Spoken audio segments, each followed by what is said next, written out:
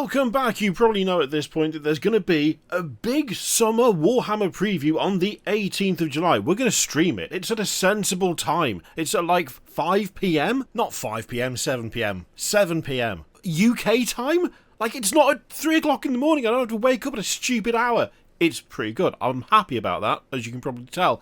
But they did some cheeky teases, right? They did a little trailer. It was actually quite a fun one. I quite like the way they did it. And that trailer involved hats. Quite a few hats. A good number of hats. And a specific reference to big hats. Because big hats are best hats, according to Adam. He's not that far wrong. And this has got a lot of people quite excited. Because big hats can only mean one thing. It's not every single hero involving the Eldar. No, it's Chaos Dwarfs. Now, this could all turn out to be absolute nonsense. It could turn out that actually the hats they put on were just genuine little hints for a bunch of factions, and the big hats line was just a throwaway thing because it was funny, as opposed to being a direct hint towards the old Dwarfs, if you will.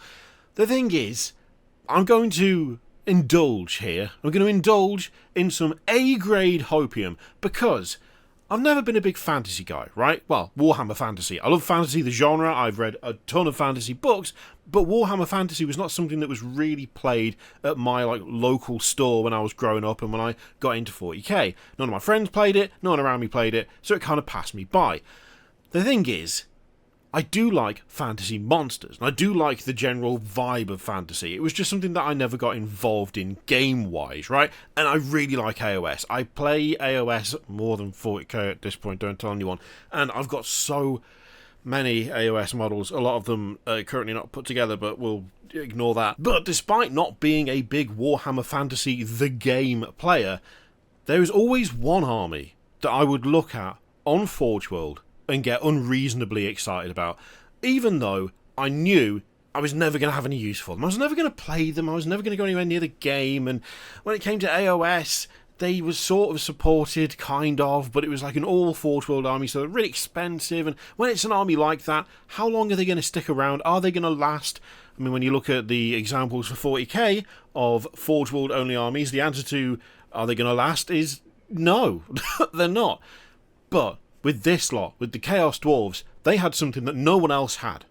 They had absolutely badass siege engines, like this, the Iron Demon. Now, I'm afraid this is one of the coolest things that Games Workshop have ever made when it comes to Forge World. It is absolutely solid. I love it. It is literally just a steam engine with cannons attached to the top of it. I mean, I'm assuming they're cannons. They look like cannons to me. And of course, it's got blades on the front. There's spikes on the side. It's got chaos iconography all over the wheels.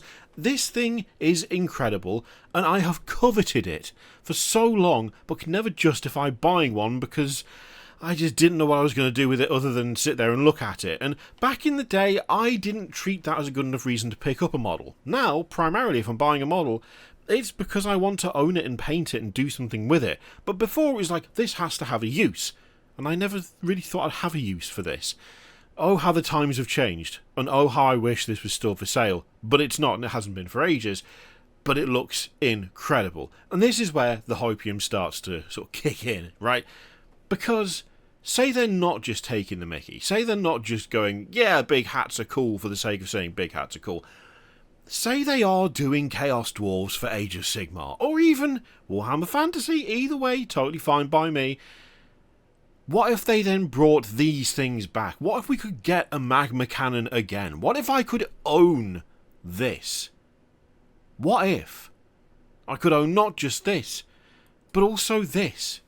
The Dreadquake Mortar is hilarious. I love it. And the fact that it is basically just a train carriage, which means it can absolutely be pulled by one of the Iron Demons, I love it. I love it so much. It's so silly in the best possible way.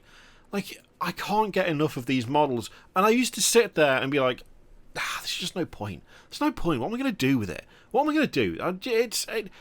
I'm sure it'll be around for ages. If I ever get into Warhammer Fantasy, or, you know, if they ever seem to indicate that maybe for AOS they're going to do something that means they are more likely to be supported, this faction, then maybe I'll pick one up eventually. But of course, when it comes to these things, all too often the models disappear. The faction does go away because no one's buying them, because it looks like they're probably not going to be around for very long and they're horrifically expensive, and then no one buys them because of all of that, and then Games Workshop goes, well, no one's buying these, so we're not going to make them anymore. The vicious cycle, if you will.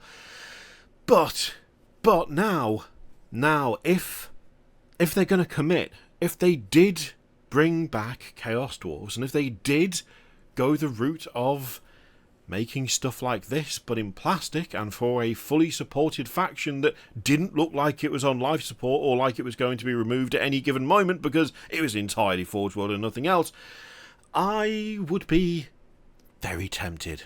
Very, very tempted. This is the Skullcracker, by the way. What even is it? It's ridiculous. It's stupid. I mean, out of all of them, right? The magma cannon, you can see how that works. I mean, it spits out magma, I'm assuming. You got the Death Shrieker. I'm not entirely sure how that one works, but you know what? It sort of just looks like a form of gun on wheels. That's totally fine. The Dreadquake Mortar, it's literally just a railway carriage, but with a mortar on the back. Even the Iron Demon, weird though it is, there's something definable about it. I at least get the idea of what they're going for. This is just mad. This is just absolute madness made manifest. It's, what, a bunch of blades on a big buzzsaw style contraption with 2 giant pickaxes and some spears out the front? How does it work? Is it effective? I don't have the answer to either of those questions. I suspect probably not on the second front, but I don't actually care. Because this is the kind of mad nonsense that I'm all in for, especially in the context of AOS now. I mean, come on, some of the other stuff in AOS, this thing showing up wouldn't even be the weirdest thing on the table, depending on some of the armies that you can play. You see this going up against some Ideneth Deepkin. What's weirder? The siege engine that looks like it's designed to just sort of trample through things with big pickaxes trying to hit infantry in the head? Or is it the 3 dudes riding a turtle that's swimming through the air? I mean, to be fair, both weird.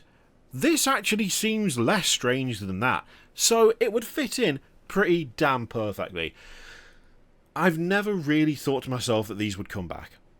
And there's a good chance they still won't. Let's be real. Let's be totally honest.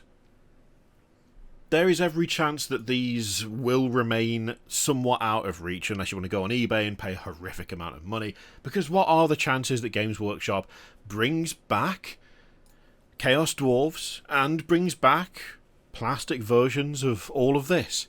I would argue it's pretty slim. It is pretty slim. But what if? What if they did? What if it was just a couple of them? Like, I think I'd be okay if it was just the Iron Demon. And not least because it's my absolute favourite out of all of them. But then, if they did bring this back, I mean, would it be that much of a stretch to get the old Skullcracker on the go as well? And if they did do, like, the Magma Cannon, I mean, it's pretty much the same platform for the Death Shrieker. Kind of. I mean, they don't have to be a one-to-one of the Forge World ones. They could make it a little bit more efficient. Make a couple of the platforms the same with just different gun options. Surely that would be fine. I mean, I'd be okay with a Skullcracker that was essentially just the Iron Demon, but instead of it, you know, like instead of the wheelbase being different, it's just got the same wheels and it's just the front that's different. I'd be fine with it.